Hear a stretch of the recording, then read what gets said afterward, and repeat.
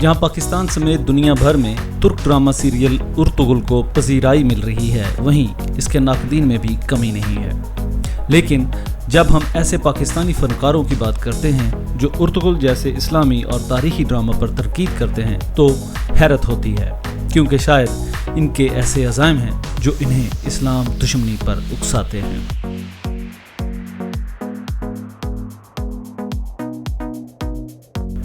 सबसे पहले आते हैं सैयद नूर पर। पाकिस्तान फिल्म इंडस्ट्री की बात की जाए तो सैयद नूर किसी तारुफ के मोहताज नहीं।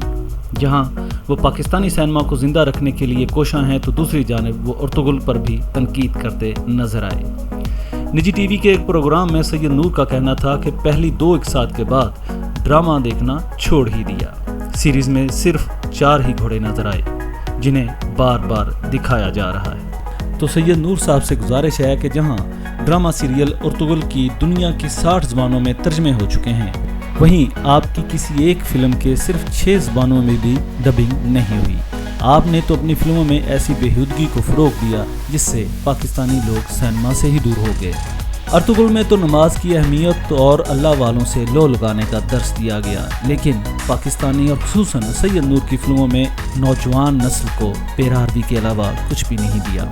और यही वजह है कि पाकिस्तानी फिल्म इंडस्ट्री अपनी आखिरी सांसें ले रही है। लॉकडाउन के बाद जहां स्टेज ड्रामों के फनकार एहतजाज करते नजर आते हैं, वहीं फिल्म इंडस्ट्री वाले लंबी तान कर सो चुके हैं।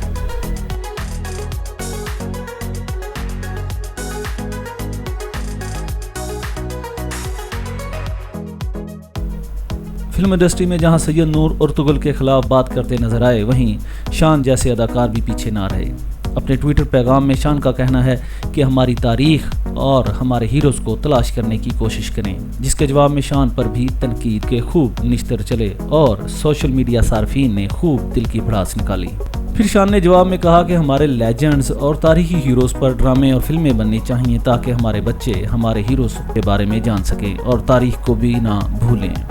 तो शान साहब से गुजारिश है कि अब तक उन्होंने इस हवाले से क्या कारनामे सर अंजाम दिए हैं।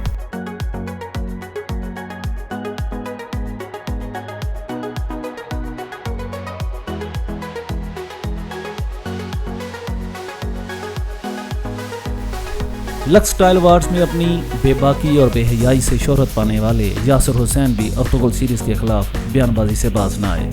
यासिर हुसैन ने अपने इंस्टाग्राम पर लिखा कि पीटीवी को चाहिए कि एक तारीखी ड्रामा बनाएं और अपने आर्टिस्ट और टेक्नीशियन को इस्तेमाल करें जो आर्टिस्ट टैक्स देते हैं और काबिलियत रखते हैं। लंडे के कपड़े और तुर्की के ड्रामे दोनों ही मुकामी इंडस्ट्री को तबाह कर देंगे।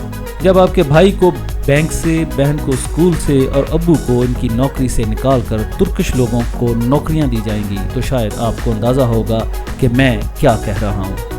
लंडे के कपड़े की मिसाल देने वाले यासिर हुसैन से गुजारिश है कि आपका कौन सा फेल पाकिस्तान और मुसलमानों जैसा है। आपकी हरकत से तो वाज़ेह नहीं होता कि जनाब पाकिस्तानी या मुसलमान हैं। यासिर के इस बयान पर सोशल मीडिया पर इनकी जो दुर्गत बनी, इस पर हम कुछ नहीं कहेंगे, लेकिन उन्हें सिर्फ ये गुजारिश करेंगे कि आपका जो अखलाक है और जिस रवैये का इजहार आप सरेआम टीवी चैनल्स पर करते हैं, अर्तुगरुल इससे 1000 दर्जे बेहतर है। वैसे फ़न के लिए यासिर की क्या खिदमात हैं वो हमारे देखने वाले बेहतर जानते हैं।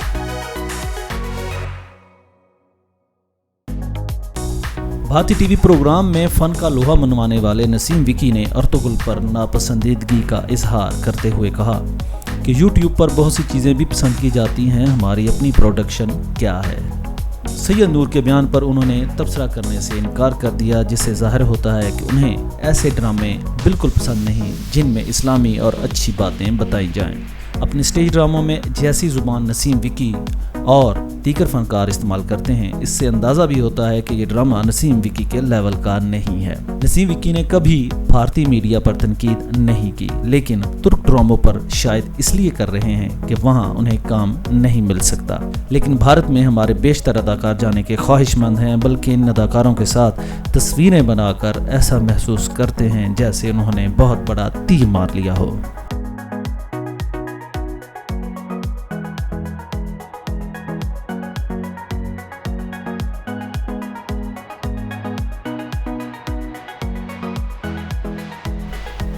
سب سے آخر میں بات کرتے ہیں سماجی کارکن جبران ناصر کی۔ انہوں نے تو کھل کر ارطغرل پر تنقید نہیں کی، لیکن ٹھکے چھپے الفاظ میں اپنی ناپسندیدگی ضرور ظاہر کی۔ جبران کا کہنا تھا کہ پاکستان میں لاتعداد ثقافتیں ہیں، لیکن افسوس اس بات پر ہے کہ بہت سے لوگوں کو ابھی تک اپنی شناخت کی وجہ سے پیدا ہونے والے مسائل کا سامنا کرنا پڑتا ہے۔ اکثر لوگ تو مماثلتوں کی وجہ سے پاکستانیوں کو بھارتی سمجھ بیٹھتے ہیں۔ پہلے ہم نے خود کو عربی بنایا اور اب ہم خود کو ترک بنانے کی کوشش کر رہے ہیں۔ دیگر NGO مافیا کی طرح جبران نے ایسے کام کو کبھی پسند نہیں کیا جس میں اسلامی پہلو ہو، چاہے وہ سزائے موت جیسا قانون ہو یا کوئی اسلامی فعل۔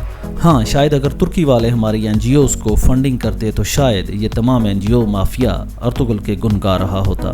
ارطغرل پر تنقید کرنے والی ان شخصیات میں سے کسی نے ابھی تک بلال سعید اور صبا قمر کے مسجد وزیر خان میں رقص پر مذمت نہیں کی، بلکہ شوبز حلقے سے اس کے خلاف ابھی تک کسی نے آواز تک نہیں اٹھائی، جس سے ظاہر ہوتا ہے کہ یہ لوگ اسلامی اقدار اور اس کو ترویج دینے والے وسائل کو بھی کس حد تک پسند یا ناپسند کرتے ہیں، اور اس کی واضح مثال آپ کے سامنے ہے۔